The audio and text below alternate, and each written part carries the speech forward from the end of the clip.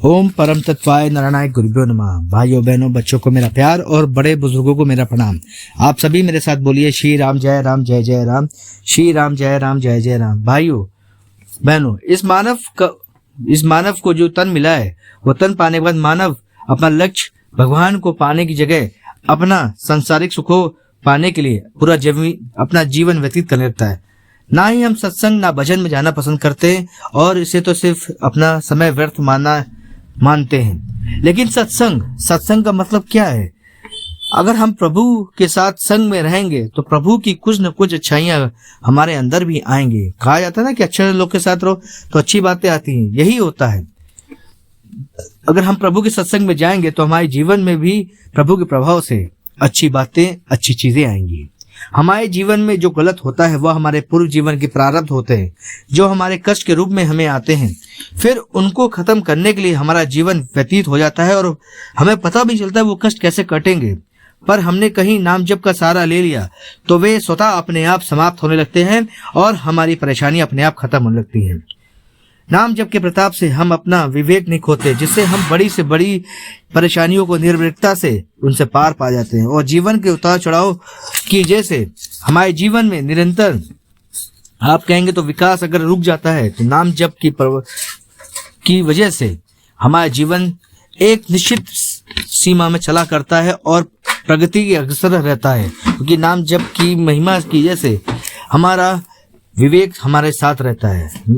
इस बात की गारंटी इस दास आपको दे सकता है। अगर आपको नाम जब आपका निरंतर चलता रहता है तो कोई भी कितना भी चाहे आपका हित हो ही नहीं सकता, क्योंकि साक्षात प्रभु राम आपके साथ रहते हैं।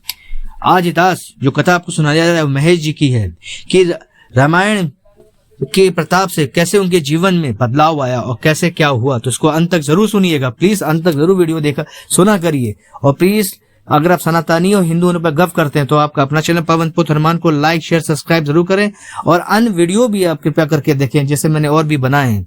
प्लीज शेयर और सब्सक्राइब जरूर कर लें, ताकि जिसके पास समस्या है तो उसके शायद निवारण हो सके और मेरी जो मुहिम चल रही है वो अग्रसर हो सके और आप भी उस फल के भागी बन सकते हैं।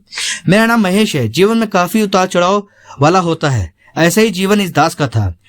भगवत के प्रति लगाव तो था ही नहीं, पर मेरे जीवन में एक ऐसी घटना घटी कि मेरा पूरा जीवन ही बदल गया। मैं एक बार अपनी धर्मपत्नी के साथ और बच्चे के साथ बाइक में शॉपिंग करने जा रहा था कि पीछे से हमारा एक ट्रक से एक्सीडेंट हो गया, जिससे मुझे काफी चोटें आई और मेरे जीवन में एक बहुत बड़ी घटना घट गई। मेरे जीवन में बड़ी अनमोल मैंने चीजें खो दी। मेरी पत्नी और बच्चे का देहांत हो गया। इस घटना के बाद मेरा जीवन बदल गया था। वे विमुख सा हो गया था। मैंने ऑफिस जाना बंद कर दिया था। मैं अपने घर में अकेला रहता था। मैं अपना जीवन कैसे व्यतीत कर रहा था उस कष्ट समय में मैं ही जानता हूँ। मेरे पड़ोसी बहुत ही अच्छे वाले हैं। उनने मेरा बहुत खाने पीने का ध्यान दिया और मैं अपना समय अकेले ही काट रहा था। कई बार मुझे अपने ऊपर घृणा होने लगती थी कि मेरी वजह से मैंने अपने परिवार को खो दिया, लेकिन करता क्या। कई बार मेरे घर में रिश्तेदार आते, वो मुझसे कहते कि दूसरी शादी कर लो, लेकिन मैं विमुख हो गया था। मुझे किसी चीज का कोई भी मन ही नहीं करता था और मैं अकेला ही अपने आप से प्रश्न किया करता था और अपने आप से पूछा करता था, क्या यही मेरा जीवन है? क्या ऐसे ही मेरा जीवन कटेगा? मैं खूब अपने आप को धिक्कारा करता था। अकेला खूब रोया करता था और अपने आप को अकेले गुमसुम सा रहा करता था। मैं एक बार अपने बड़े भाई के घर गया था, जो आगरा में रहते हैं। वहां 11 दिन का रामायण की कथा का अनुष्ठान किया गया था। मैं पहले दिन तो वहां बैठा और सुना तो मेरे अंदर कोई प्रभाव नहीं है, पर धीरे धीरे मेरे अंदर प्रभु राम के प्रति लगाव उत्पन्न होने लगा। मेरे अंदर प्रभु राम के नाम का जाप चलने लगा। ये थी रामायण की कृपा मेरे ऊपर प्रभु राम की, कि मेरे अंदर प्रभु राम का जाप चलने लगा। मुझे दूसरों से मिलने में कोई भी रुचि नहीं थी, क्योंकि मेरा जीवन से मन ही उठ गया था। बस निरंतर मेरे प्रभु राम का जाप मेरे अंदर चलता रहता और निरंतर चलने की वजह से, जिसके प्रभाव से मुझे कई दिव्य स्वप्न भी आने लगे। मुझे कभी कभी रामायण के भी दृश्य दिखने लगते जब मैं सोता। परिवार में मेरे कोई था नहीं। फिर इसी कारण मेरी कोई इच्छा भी नहीं थी। मेरा नाम जब निरंतर चलता रहता, वो भी बिना कोई मनोकामना के, जिसके कारण भगवत प्रेम मेरा बढ़ता जा रहा था और राम जी पर मेरी आस्था बढ़ती ही जा रही थी। मेरे जीवन का एकमात्र लक्ष्य प्रभु श्री राम के दर्शन करना था। मैंने सोचा कि जो मेरे अंदर चल रहा है या जो मेरे प्रश्न मेरे अंदर हैं, अगर उन प्रश्नों का उत्तर कोई भी दे देगा तो उसे मैं अपना गुरु मान लूंगा। शायद प्रभु राम ने मेरी ऊपर अपनी कृपा और दया दृष्टि बनाए रखी थी। तो एक दिन मुझे अचानक अयोध्या जाने का मौका मिला। जी हाँ, अयोध्या जाने का मौका मिला क्योंकि वहां पे राम मंदिर बना हुआ था।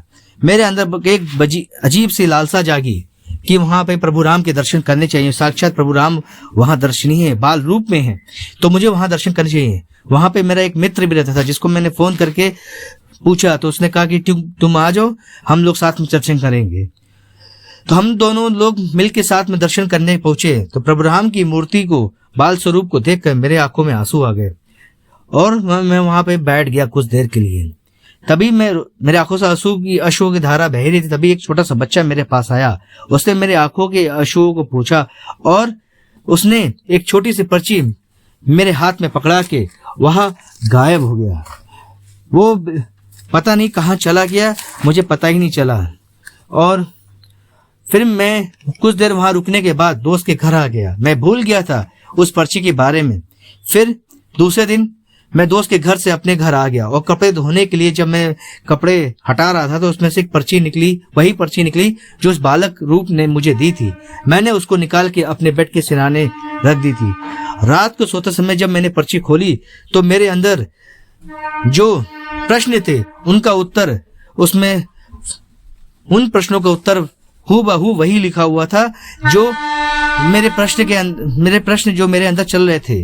ये प्रभु राम की कृपा ही थी। मैं हतप्रभ रह गया कि ऐसा कैसे हो सकता है, पर प्रभु राम की महिमा तो प्रभु राम ही जाने, प्रभु राम ही जाने। मुझे विश्वास हो चला था कि प्रभु मेरे साथ हमेशा हैं और प्रभु की कृपा मेरे ऊपर हमेशा बरसती है। शायद उनने मुझे इस लायक मान लिया था या मुझे बना रहे थे कि मैं प्रभु राम में लीन हूं। मुझे रामायण के दृश्य सपने में दिखाई देने लगे थे और उनको देखते देखते मैं रामायण काल में चला जाता था। मैं मंत्र मुग्ध हो जाता था और काफी आनंद आता था ऐसे दृश्यों को देखकर।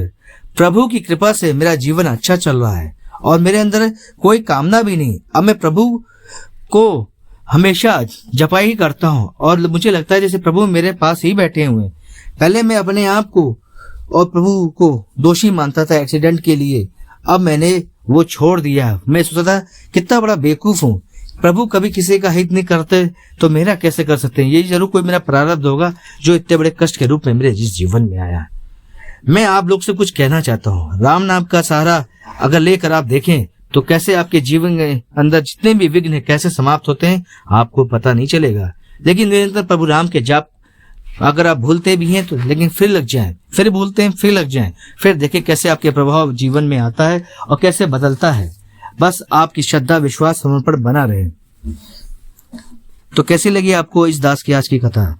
अगर आपको इस सनातनी होने पर गर्व है और हिंदू होने पर गर्व महसूस करते हैं तो इस दास की कथा को लाइक शेयर सब्सक्राइब जरूर कर लें। प्लीज किसी के पास भी कोई भी एक्सपीरियंस हो तो मेरे ईमेल आईडी में वो शेयर कर सकता है ताकि मैं इस पर भी वीडियो बना सकूं। तो मैं वीडियो यहीं समाप्त करता हूं। आप सभी मेरे साथ बोलिए, भारत माता की जय, बजरंगबली की जय, सीताराम की जय, नीम कलोरी बाबा की जय। जय जय श्री राम। धन्यवाद।